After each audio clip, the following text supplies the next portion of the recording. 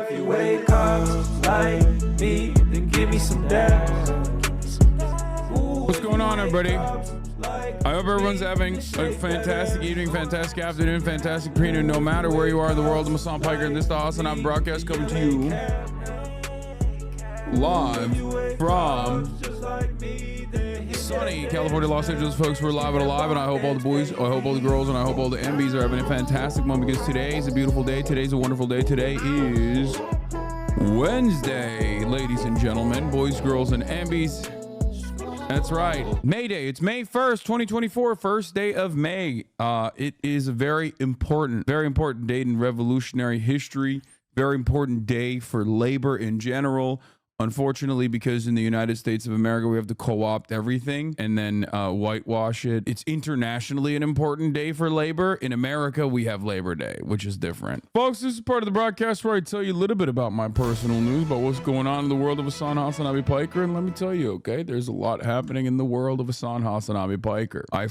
My trainers are back. I finally worked out. in the gym again, which was great. Last night, I ended the broadcast, and what did I do? I had a breakfast sandwich and I watched Warrior. I'm also really invested in the Netflix show Blue Eye Samurai as well. That's pretty good. People were right when they told me, Hassan, you have to watch that. I was resistant at first. Hassan will never be able to admit he has the most cat-like dog ever. I mean, I'm fine with that. I love her, and if cats are like her, then that's great. Except the major difference is, one, I can wrestle with her because she's 100 pounds.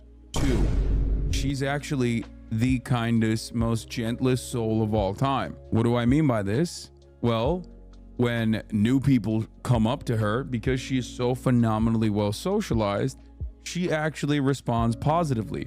Whereas cats, on the other hand, are like little baby tigers, and you know, it's kind of hot and cold. It's a little hit or miss. I just wanted to give a shout out to the Columbia journalists, okay? Columbia student journalists.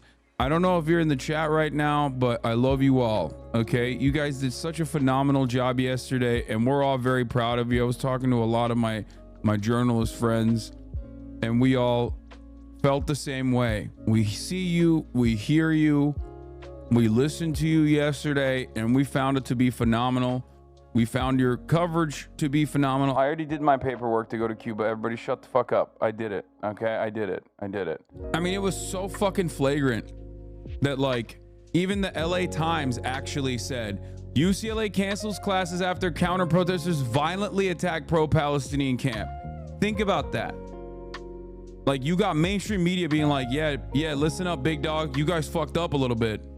It's wild to me that rich asshole Persians living in fucking Beverly Hills, who would probably get fucking bullied if they went to Israel themselves, think that, like, this is the West Bank and they are the Jewish power party. Like, what the fuck do you think you're doing? You can't be doing a fucking pogrom in the middle of UCLA campus. Are you out of your goddamn mind, dude? It's just fascism. It's just fascism. Let me tell you why it's just fascism. Okay? The notion, the fucking idea, the notion that you can behave this way without any fucking scrutiny is just pure fascism, brother. That's all this is. Shooting fucking fireworks into the camp and all this other stuff. I'm really pissed off, dude. I was just like, the double standard is so fucking gross. It's so glaringly obvious. It's so unimaginable. And it's weird to me. I did something last night that I should have never done. I looked at a subreddit, World News or whatever, to see like what Redditors think about what's going on. And it was actually shocking. It is genuinely shocking. Like the way that these people talk about, like, they moved away. It seems like they have moved away from like every Palestinian is a rabid dog that deserves the fucking boot to who cares about this stuff anyway, dude? Imagine, just vote blue. Like, who cares about this stuff? These guys it's like a collection of individuals that I feel like are basically in a cult. Like the way they operate, it's so cultish. It is actually kind of shocking. It did feel like I peeked into the world of like dudes who are, you know, getting aneurysms off of the lace bra being incorporated into one of 72 Alpha San Stellar Blade type shit. You know what I mean? Like, it feels wild to see, and I have to believe that it's AstroTurf for my own fucking sanity.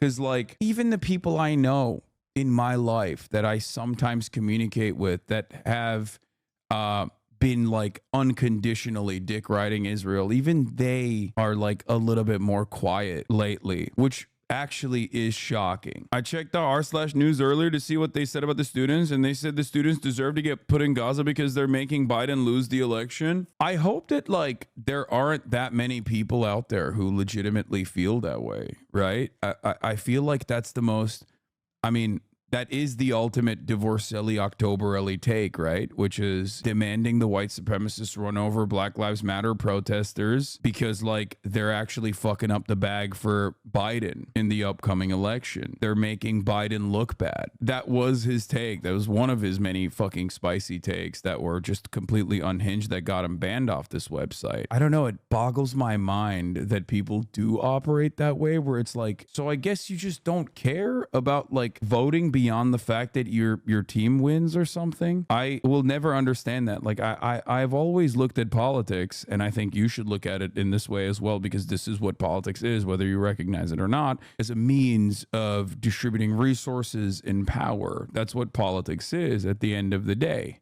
You vote for your team, and your team is like, here are some of the resources that we'll allocate to the things that you care about.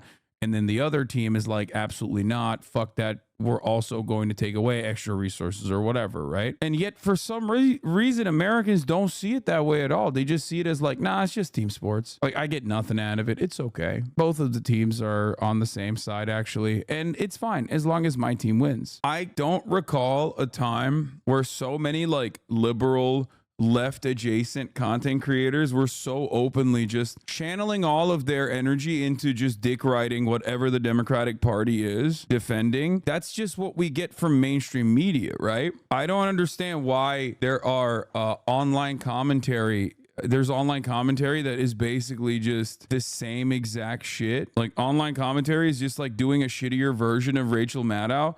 It's like, bro, what is your audience? Your audience is just like Rachel Maddow, but I want to be able to say the N-word. Is that what it is? Like, what a weird constituency. It's very strange stuff. And it's like spiritually, we're in a strange place in America, and I don't like it. Glenn Greenwald compared you to Rachel Maddow, Lamau. If I were a grifter, I'd plant myself in left liberal circles, prattle on all day about how Trump is a fascist and a Russian, and urge everyone to vote Dem, sometimes criticizing them. That's the easiest path to media wealth. Ask Maddow, Hassan Piker, and the Lincoln Project. Yeah, he's just so petty and so fucking resentful that he still will personally sandwich me between Rachel Maddow and the Lincoln Project, while simultaneously criticizing the exact same things that I also criticize about mainstream media. That's awesome, man. Hey, thanks, dude. Thanks. Yeah, why won't you vote for and promote Republicans is basically the Glenn Greenwald question at this point. He's just like, the real radical politics in this country are actually on the side of directly funding and facilitating and supporting fascists, lending credence to their hallucinations, okay? And making it seem as though they do have a point after all. That's how you do radical politics. It's like, yeah, you're not wrong. It's just radical reactionary politics. You know what I mean? You're a radical in the other direction. It is pretty funny that, like, that is the only reason why I am a lapdog of the Democratic Party in the eyes of someone like Glenn Greenwald, is because I say that Republicans are fucking animals, okay? Like, actual goddamn animals. Republican politicians are the only group of individuals collectively worse than the Democratic Party, okay? And I fucking hate the Democrats, as you guys all know. As a matter of fact, most of my time spent on this fucking earth is shitting on the Democratic Party. Why? Because they're supposed to be the champions of social justice, and they obviously aren't. So I do find it rather odd that, like, this man is simply calling me a stooge of the Democratic Party almost exclusively because I don't suck Republican cock on a regular fucking basis like Glenn Greenwald does, because I don't have fucking big dick daddy Peter Thiel funding and facilitating my entire fucking career, okay? Stay away from balconies, Glenn. You know what Peter does. Is this an ego thing that you don't cover D-Man at the campus? I cover fucking pro-Israeli agitators on campus every goddamn day. It's not like Kendrick versus fucking Drake, dumb fuck. Your understanding of this issue is so goddamn elementary. I don't know how to fucking respond to such a stupid fucking question. Oh man, another fucking pro-genocidal dickhead who is a 2-time divorce champion went to a fucking college campus and yelled at a bunch of pro-Palestinian students and tried to debate them and agitate them. How shocking. I cover that every fucking day, dumbass. Go watch fucking Mr. I'm debating the age of consent today. Like, I'm over here covering fucking real news. You're like, why won't you cover my debate daddy? One of the top Reddit posts right now. UNC Chapel students around the American flag to protect it from being removed. What? 10 hours ago, 27,000 upvotes. We're so goddamn fucking fashy, dude. It's crazy. Yeah, it's such a powerful nation, guys. We did it. America is so powerful. We got students that are defending fucking the American flag. The poor American flag, guys. Come on. Let's think about, how about we think about some good stuff, like how awesome our students are at defending the American flag.